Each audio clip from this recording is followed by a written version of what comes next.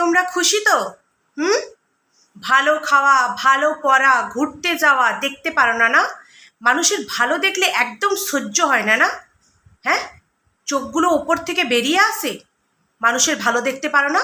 যখন আমি খেতে পেতাম না, ভালো পড়তে পারতাম না, কোথাও যেতে পারতাম না, তখন তো তোমরা সবাই ভালো করে আমার ভিডিও দেখতে, অনেক অনেক ভিউজ দিতে, লক্ষ লক্ষ ভিউজ, লক্ষ লক্ষ টাকা ইনকাম করতাম। কিন্তু আজ আমি একটু ভালো খাচ্ছি, ভালো পড়ছি, তোমাদের সহ্য হচ্ছে না? যত হিউসকুটি কুরকুটির দল। Hey guys, welcome back to my channel. কেমন আছো তোমরা সবাই? আশা করছি সবাই ভালো আছো, সুস্থ আছো। তোমাদের ভালোবাসা, ঈশ্বর আশীর্বাদে আমরাও সবাই বেশ ভালো আছি। আজকে হচ্ছে সোমবার। আজকে সকালবেলা এখন ভিডিওটা বানাচ্ছি, মানে অফিস যাওয়ার আগে রেডি ফেডি হয়ে। তো ভাবলাম চলো তোমাদের সাথে একটু 8-9 মিনিটের হলো একটা ভিডিও শেয়ার করি, নাহলে আর হয় না। অফিস থেকে আসার পর আমার এত কাজ থাকে, আর এই একটা সপ্তাহ তো পুরো আমার বিজি শিডিউল চলবে, তো সেই জন্য একদমই সময় পাবো না। তো যাই হোক, প্রথমে যে ইন্ট্রোটা দিলাম কেমন লাগলো অবশ্যই কমেন্ট করে জানিও। এই ইন্ট্রোটা কার তোমরা নিশ্চয়ই বুঝতে পারছো। হ্যাঁ, হটকারী ম্যাডাম, আমাদের অজপাড়াগাঁয়ের টিয়া ম্যাডামের। ঠিক আছে, তো টিয়া ম্যাডাম বলছে দার্জিলিং যাওয়ার প্ল্যান ছিল, কিন্তু সেই প্ল্যানটা শেষ হয়ে গেল, তার মা বাড়ি চলে গেল। মানুষের ভালো সহ্য করতে পারি না। কিছু মানুষ আছে, মানে তোমরা যারা পাবলিক, তোমরা যারা ভিউয়ার্স, তোমরা না ব্লগারদের ভালো কিছু সহ্য করতে পারো না। যখন ওরা গরিব বাড়ি, মানে খারাপ অবস্থায় থাকতো, গরিব অবস্থায় এই পুকুরে জাল দিয়ে মাছ ধরতো, তারপরে এক তরকারি ভাত খেত, একটা টিনের ঘরে থাকতো, তখন তোমরা অনেক ভালোবাসা দিয়েছো, অনেক। আজ যখন একটু লাক্সারি খাবার দাবার খাচ্ছে, কারে চড়ছে, দেশে বিদেশে ঘুরে বেড়াচ্ছে, তখন তোমাদের চোখে সহ্য হচ্ছে না? না, তখন তোমাদের চোখে সহ্য হচ্ছে না। আমরা ব্লগার বলে কি আমরা কিছু বলবো না? তোমরাই সবসময় বলবে আমরা ব্লগার বলে কি আমরা সবসময় সহ্য করব, শুনবো? এত দম্ভ অহংকার কাদের জন্য? তোমাদের জন্য। তোমরা এই, মানে কি বলবো, কখন একটা কথা আছে না, জুতো পাতেই মানায়, মাথায় কেউ পরে না। সেই জন্য যেখানে জুতো সেখানেই রাখতে হয়। তোমরা এদেরকে লাই দিয়ে মাথায় তুলেছো, এখন সময় এসেছে তোমাদেরকে এদেরকে বুঝিয়ে দিতে হবে যে এখানে পাবলিক প্ল্যাটফর্মে পাবলিক ছাড়া কিন্তু তোমরা শূন্য। আর তার জন্য তোমাদেরকে কি করতে হবে তোমরা খুব ভালো করেই জানো।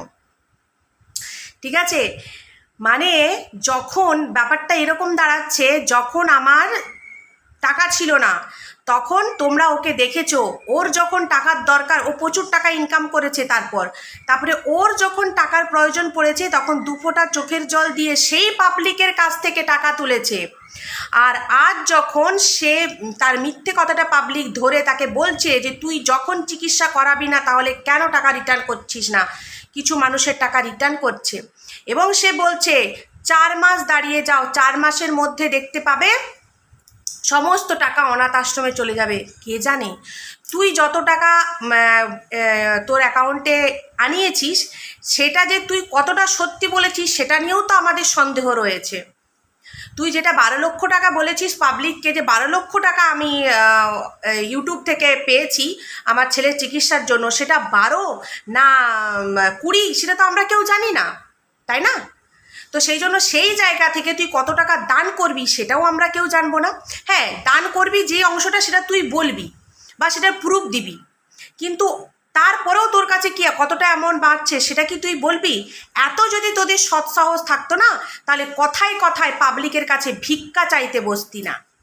যদি তোদের এতই সৎ সাহস থাকতো, নিজের জমি বাড়ি গাড়ি সব বিক্রি করে মানুষ আগে চিকিৎসার করে, তারপর যখন সর্বহারা হয়ে যায়, নিঃস্ব হয়ে যায়, তখন সে হাত পাতে যে আর পাচ্ছি না, তোমরা এবার পাশে এসে দাঁড়াও। কিন্তু তোরা চিকিৎসা করানোর আগেই মানুষের কাছে হাত পেতে ভিক্ষা চেয়েছি যে আমাকে ভিক্ষা দাও আমার ছেলের জীবন বাঁচাতে, আমার ছেলেকে সুস্থ করতে।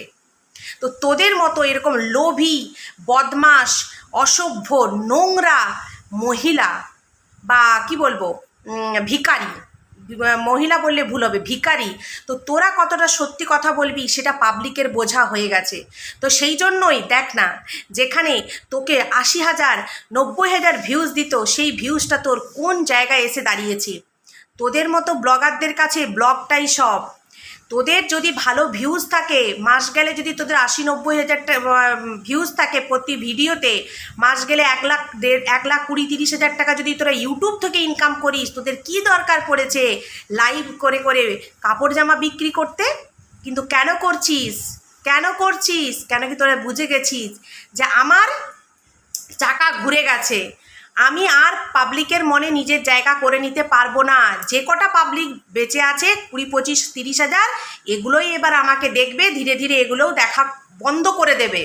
সেই জন্য এখন আমাকে লাইভ করে জামা কাপড় বিক্রি করতে হবে, কিছু তো কিছু একটা ইনকাম করতে হবে, নাহলে চলবে কি করে সংসারটা। যেহেতু একটা ইউটিউব প্ল্যাটফর্ম রয়েছে, এত মানুষের ভালোবাসা রয়েছে, বা এত মানুষ আমাকে চেনে জানে, তার মধ্যে গোটা কতেক মানুষ, 30,000 মানুষও যদি প্রতিদিন না হলেও মাসে কিছু কিছু কেনাকাটা করে, টুকটাক একটা ইনকাম আসতে থাকবে। না হলে ব্লগাররা একটা ব্লগ ছেড়ে এত এত টাকা মানে ইনকাম করে, প্রত্যেক মাসে লক্ষ টাকা ইনকাম করে, তাদের খেয়ে দিয়ে কাজ নেই, তার এই কাপড়ের ব্যবসা করবে? করবে না, কখনোই করবে না, এরা চাপে পড়ে করছে। তো যাই হোক, আরেকটা কথা বলেছে, সেটা হচ্ছে শ্বশুর শাশুড়িকে নিয়ে। তো শ্বশুর শাশুড়িকে নিয়ে কথাটা বলেছে, সেটা আমি নিয়ে এখন কিছু বলছি না, কেন কি ও বলেছে ওর বরকে দিয়ে আগে ক্লিয়ার করাবে, তারপরেই বলবে। তাহলে বরকে দিয়ে আগে ক্লিয়ার করা, তারপরেই আমরাও বলবো। তো বন্ধুগণ, একটা আমি কমেন্ট দেখলাম, সেটা হচ্ছে যে ওই হটকারী ম্যাডাম আমাদের টিয়া ম্যাডামকে বলছে, তোমার একটাই প্রবলেম, তুমি তোমার নিজের পার্সোনাল প্রবলেমের জন্য দার্জিলিং যেতে পারোনি, কিন্তু তুমি এখানে মানুষকে দোষ দিচ্ছ। এই যে পয়েন্টটা করেছে না, তার জন্য জাস্ট স্যালুট। একদম ঠিক কথা বলেছে, খাঁটি কথা বলেছে। পয়েন্টটাতে 325 কি 327 এরকম কিছু লাইক এসছে। একদম খাঁটি কথা বলেছেন আপনি। আপনি জানি না আমাদের ছোট বড়, আপনি বলেই সম্মান দিচ্ছি। একদম ঠিক কথা বলেছেন। এর যখনই কিছু হয় তখন এ শুধুমাত্র পাবলিককেই দোষ দেয়। যে পাবলিককে জন্য এরা বেঁচে আছে, যেই পাবলিকের জন্য এদের আজকে জীবনের এই পরিবর্তন, কোথার থেকে সেই মশারির জাল দিয়ে মাছ ধরা থেকে আজকে কারে করে চড়ছে, পেটে বিদ্যা বুদ্ধি কিচ্ছু নেই। এরা বাসন মাজা রান্না করা ছাড়া অন্য কোনো কাজ করতে পারবে না। এদের যা কোয়ালিফিকেশন, বাইরে এদেরকে কেউ 5,000 10,000 টাকারও ইনকামের চাকরি দিতে পারবে না। তাহলে চিন্তা করুন, সেই মানুষগুলো আজকে এত এত টাকা ইনকাম করছে কাদের জন্য? আপনাদের জন্য। সে আপনাদেরকে আজকে কিভাবে চোখ রাঙানি দেখাচ্ছে, কিভাবে অপমান করছে। সেই কমেন্টটাতে অনেকেই লাইক করেছে, আর প্লাস কমেন্টও এসেছে। তো সেই জায়গায় তারা বলছে যে একদম আপনি ঠিক কথা বলেছেন। আমিও বলছি, কেন কি এর স্বভাবটাই এটা। কতবার দেখলাম, কতবার, যখনই কিছু হবে তোমাদের দোষ, ওর কিচ্ছু দোষ নেই। ও মানুষকে শুধু একটা কথাই বলবে, আমাকে টাকা দাও, টাকা দাও, টাকা দাও, আমার এই কিনতে হবে, ওই কিনতে হবে, টাকা দাও। আমি কি ইনকাম করি না? বলছে আমি কি ইনকাম করি না? তোমাদের টাকায় সব কিছু করছি, দাঁড়াও না 4টা মাস দাও, তারপরে দেখতে পাবে আমার টাকাগুলো কোথায় চলে যায়। বাবা, 12 লক্ষ টাকা যদি অ্যাকাউন্টে থাকে, জানিস 1 বছরে তার কত ইন্টারেস্ট আসবে? জানিস? তোর অনেকবার দার্জিলিং ঘুরতে যাওয়া হবে, অনেকবার অনেকবার। বেবি, যা করছো ভালো করে করো, ভেবে চিনতে করো, মানুষকে উল্লু ভেবো না।